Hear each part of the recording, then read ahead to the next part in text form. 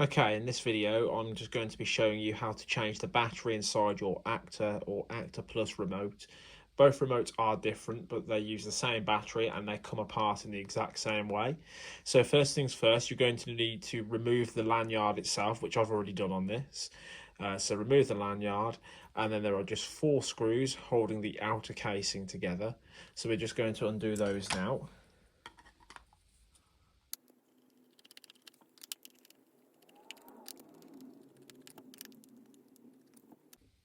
Once all 4 screws are removed, it's just a case of pulling both casings apart.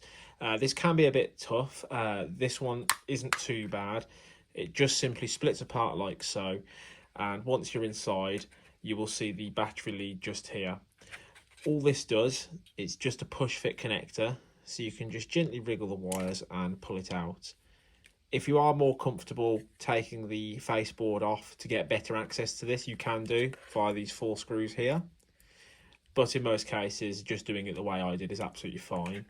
And just to give us a bit more room, we're going to unclip the aerial as well to separate both sides of the remote.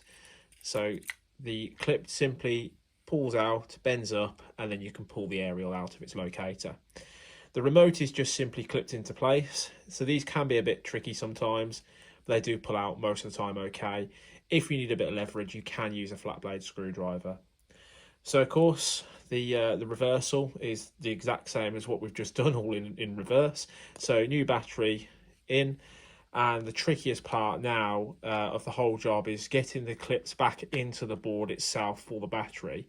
Now they will only go one way. There is a little locating tab that I will try and display a bit closer. So you can only fit this one way. And as mentioned, this is the trickiest part. It's very fiddly. And what I tend to do is I locate it in place. I'm just going to place it on a flat surface. I'll locate it in place, and I just have a very small flat blade screwdriver that I'm going to just push it in with, and that's now clipped in. Now obviously don't forget to replace your aerial, so hook it back through, and then we're going to push that bracket back closed, and now we just put it back together. Make sure none of the leads are protruding, and that will push and clip back together. And now all we do is replace the 4 screws in the back, and the job is done. So it's a very simple job. Don't be reluctant on replacing the battery.